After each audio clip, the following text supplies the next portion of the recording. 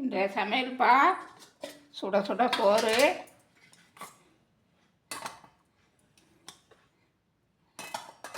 சுட சுட சோறு, அப்புறம் மாங்காய், அப்புறம் ஒரு எக்கு, அப்புறம் கதம்ப பஜ்ஜி,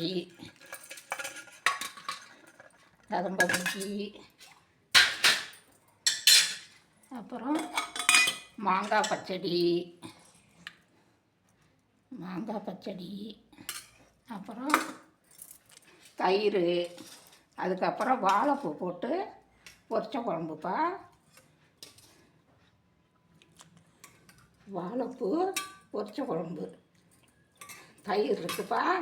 எல்லோரும் சாப்பிட வாங்க. நல்லா சுட சுட இருக்குது. எல்லோரும் சாப்பிட வாங்க.